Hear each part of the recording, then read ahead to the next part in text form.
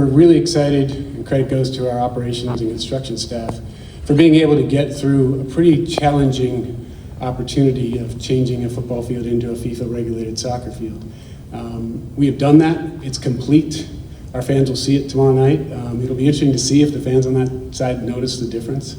To give you some stats and facts, the one thing that hit me as I talked to our construction crew was it's 5 to 12 rows, about 3,500 seats were impacted.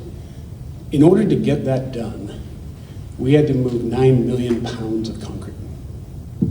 So think about that. And you had to do it in between seasons and around other things. So big credit goes to that crew, and we're really excited for folks to see it live, but also it enables us to host probably the biggest event in sports in the World Cup. With that, I'll open up for you guys. Could you speak to the bullet going into Andy Reid's office last May? Can you address that for us? Yeah, so I'll speak briefly on it. I think that it's important to acknowledge that we obviously were well aware of this. When something like this happens, we call upon our protocols and processes. That's what we did in this situation. One of the pieces of that, it's a significant advantage being part of the NFL, is you have access to resources that not everyone has access to. So we called in our experts very quickly at all levels, locally, regionally, nationally, and we sat down and assessed the situation. We cooperated with KCPD, got through the investigation, and then we went back and said, okay, here's where we are, here's the situation, here's what we've determined happened, what's the next step, both from a PR standpoint, from a communication standpoint, and we made our decisions and moved on. That's what happened. It's an important point to make that there are a lot of situations that happen in any big business, in any big city. There are a lot of situations we deal with. We have a process and a protocol we go through, and we deal with the best in the world in terms of expertise on how to do that. If I could ask a quick question about that, and kudos to Sam on the great reporting there, first and foremost. Secondly, can you confirm that you guys have put a bulletproof window up in his office now? Yeah, so one of the things I will say to that is that I acknowledge that we work with experts. Not being a security expert myself, I had to learn that one of the processes you go through is understanding exactly what you share and what you don't share. And our focus and priority is keeping our staff, our fans, and everybody involved with our organization safe. So I'm gonna not share a lot of the details, including that one. How close did it get to hitting Coach Reid? Yeah, that's another one. We can go down this path with you guys all morning, but I'm probably gonna be really brief with you.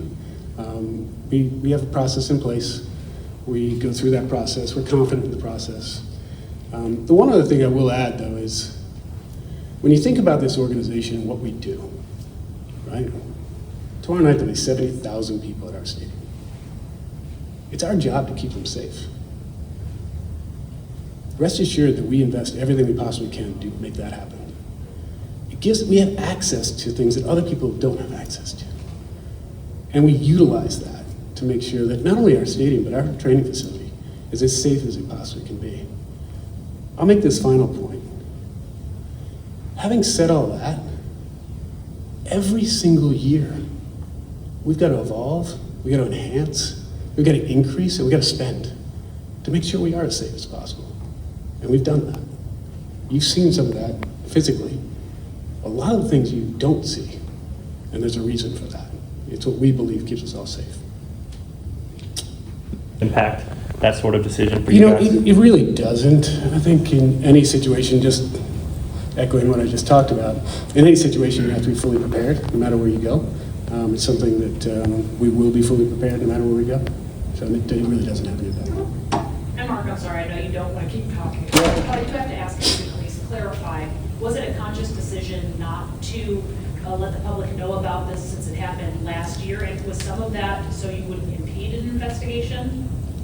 I don't want to go too deep into that other than to say that we sat with the experts on both the investigation side, both the communication side, as well as the safety side, and we decided this was the right path to take. Well, how about a football question then? So Sure, I've that'd be heard great. People say that this is the best they have seen Mahomes at camp. What have you seen from him on the field, and what do you think is lighting that fire under him right now? Yeah, I mean, I always defer those questions to the experts, so Beach and Coach. But I do have a lot of conversations with Beach and Coach about things like this, and I know they're really excited. Patrick's Patrick, and not only is he gifted as a quarterback, but his competitive side is what makes him different, in my opinion. So you've seen that all camp long. I'm really excited about him getting started this season. Mark, when it comes to Andy, were there discussions with him as to if this incident would have to change his routine? I know you don't want to go into the particulars on the safety concerns, but how was it like working with him, given he is the one closest to the incident? I think, you know this, Nate, but Andy and I have worked together for 20 plus years. So we've been through a lot. And when this happened, we sat down and went through the same system, same process, and got to the point of saying, okay, here's where we are. And he was completely on board with our process and what we were doing and how we were doing it. So to answer your question specifically, didn't affect his routine. The Kingdom series is out now. I'm just curious of your Yeah. thoughts on the reception so far. Yeah, hey, just because it's relevant time-wise, it was pretty cool to sit on my couch last night and turn on ESPN. And something you were involved in is right there. Like, I wasn't watching the game, it just bang. Wow, we're on ESPN, how cool is that? Laura Krug and Jelasamina and the team from Foolish Club Studios deserve a lot of credit, but one of the coolest things I got from her was, yeah, as cool as that is, we're in the top 10 of watched on Disney and ESPN. And that's cool. In addition to being cool, it speaks to the passion for this team, the passion for getting an inside look at this team. And I think one of the things that the Kingdom did was it humanized us a bit. The key characters, to learn more about Kareem Hunt, him, and how things were affecting him, but also how we, as a family, as an organization, not only dealt with it, but created the opportunity for this to happen. Those are the kind of stories that are tough to share, and to have that format to do it was pretty powerful, and it's proven that way from the early reviews. Can you talk about Coach Reed's reaction to this happening? I know you don't want to talk about it too much, and that's seemingly all the questions you've got this morning, but what was his reaction? Was he spooked? Like, are you willing to go into that at all? Yeah, so my PR team was really good with me this morning, so I'm going to do this as politely as I possibly can, but I'm done talking about that. In the series, you talked about getting ready to host a celebrity like Taylor Swift for the games. Do you expect more of a heavy dose of Taylor Swift at games? And does the protocol change for this upcoming season in hosting her? Look, she's an authentic member of Chiefs Kingdom, and we hope that she's there a lot more. I know from the early information I have, she plans on being there a lot more. It's an incredible opportunity for us, but we try to look at it as she is a member of our family, and so we try to treat her that way, and don't overdo it. That's difficult with one of the biggest stars in the world, but we work very closely with her team, work very closely with Travis to make it as normal as possible, and that's important to her. I know that's really important to Travis. He and I have talked about that. So we do it as best we can to keep it as normal as possible and dealing with the actual reality of who you're dealing with. All right, guys. Sam, last one. There's a visiting team in Brazil as opposed to being the home team Yeah. in Germany. But anyways, are you still trying to take it? I know it's going to be on YouTube, but specifically a footprint in Brazil. In what ways are you trying to take advantage of that? Yeah, if you go back to our goal of being the world's team and you get the opportunity to be the away team in a market, and I'm getting a little technical here with you guys, but in a market where we actually don't have international rights, I think it speaks to how we approach this. So we looked at that as this amazing opportunity. We don't have the rights to do this, but we're playing. What can we do?